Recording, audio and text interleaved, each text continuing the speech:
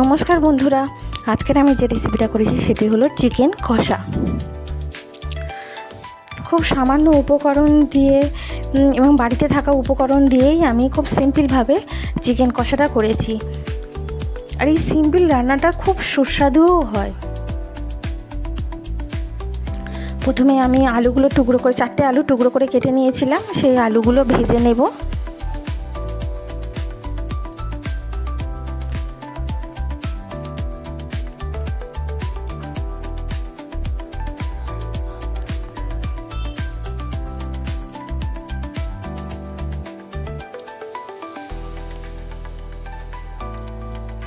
আলুতে একটু হলুদ দিয়েছি, হলুদ দিয়ে ভেজে নেব।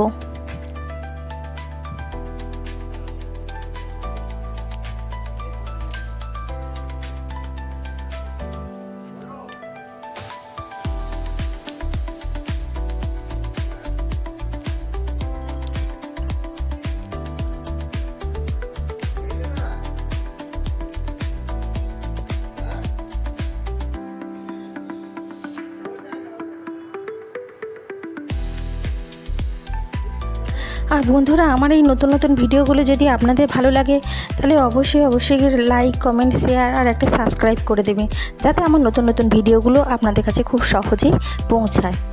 আলুগুলো আমার ভাজা হয়ে গিয়েছে, একে একে তুলে নেব।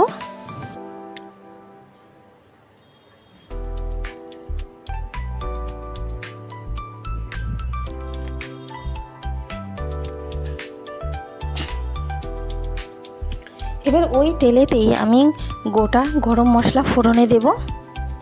গোটা গরম মশলা বলতে দারচিনি, লবঙ্গ, এলাচ।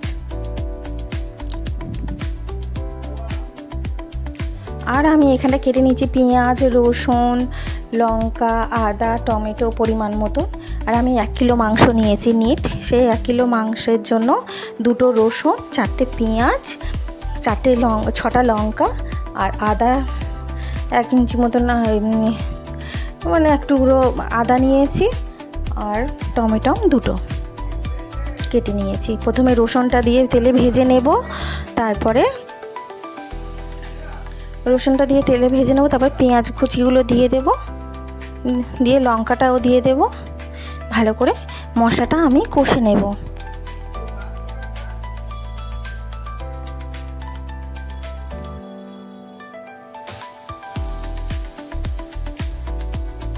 খুব ভালোভাবে মশলাটা আমি কষে নেব তেলেতে।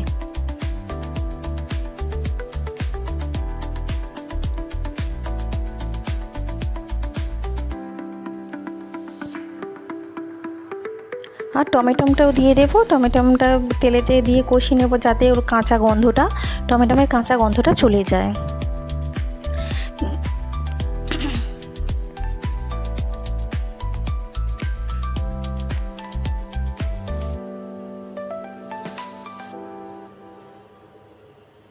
এবার পরিমাণ মতো নুন, হলুদ দিয়ে দেব।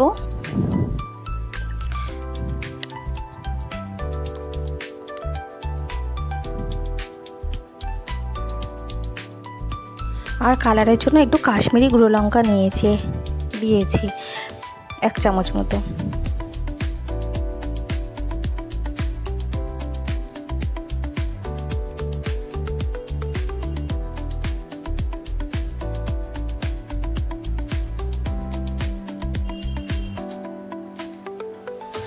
সমস্ত মশলা দিয়ে খুব ভালোভাবে মশলাগুলো কষিয়ে নিতে হবে। যতক্ষণ না পেঁয়াজ গলে ততক্ষণ পর্যন্ত আমি মশলাটা কষাবো।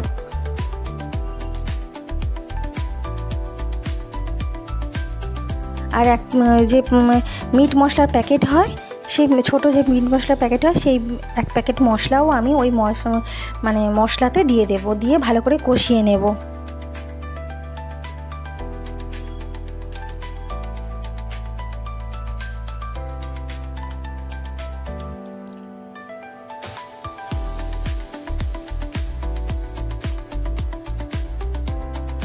পেঁয়াজটা আমার প্রায় গলে এসেছে। মশলা থেকে প্রায় তেলও ছেড়ে দিয়েছে।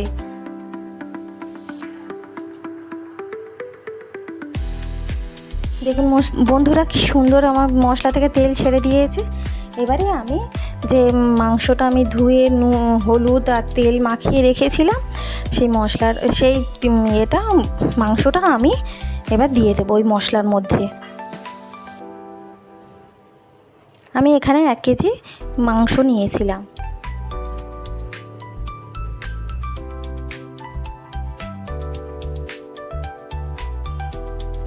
খুব ভালোভাবে আমি মাংসটা মশলা দিয়ে ওই যে মশলাটা মানে কষেছিলাম, সেই মশলাটা সেই মশলার সঙ্গে মাংসটা খুব ভালোভাবে মানে কষিয়ে নিতে হবে, মাংস আর মশলা।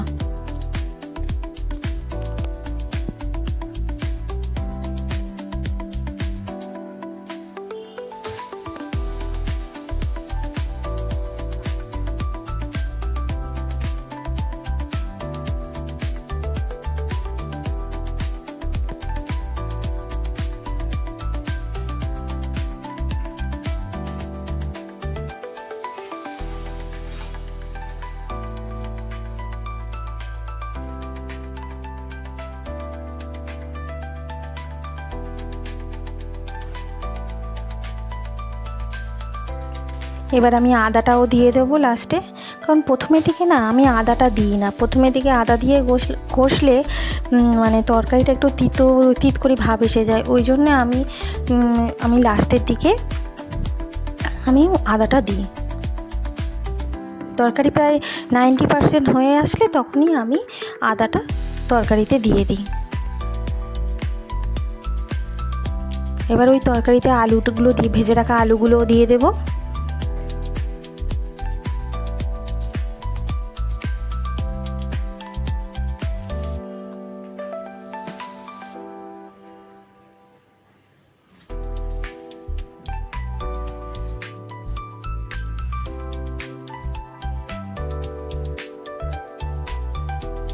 আলুগুলো দিয়েও খুব ভালোভাবে কষিয়ে নিতে হবে মাংসটা।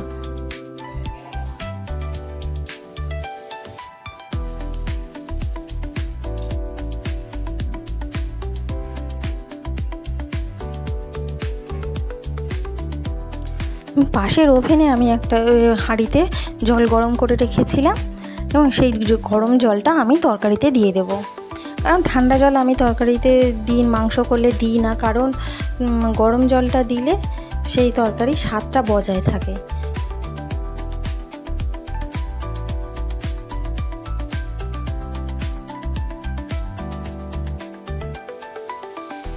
এবারে আমার জল দিয়ে একটু নেড়ে চেড়ে নিয়ে আমি এবার তরকারিটা ঢাকা দিয়ে দেব।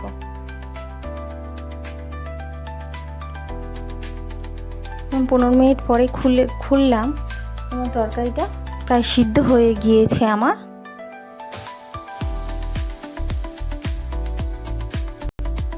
আরও 10 মিনিট আমি ফোটাবো।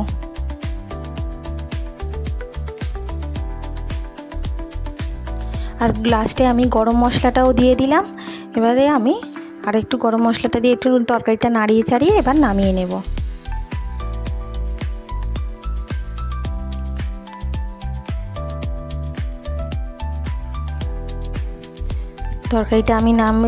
তরকারিটা আমার হয়ে গিয়েছে। আর পরিবেশনের জন্য আমি একটা পাত্রে তরকারিটা ঢেলে নিচ্ছি।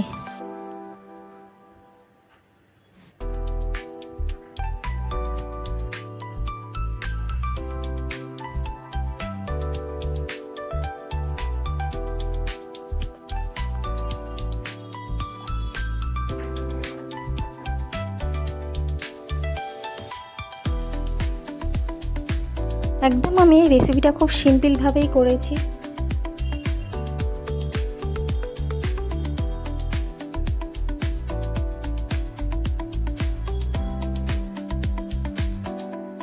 দেখুন বন্ধুরা, তরকারির কালারটা কীরকম এসেছে।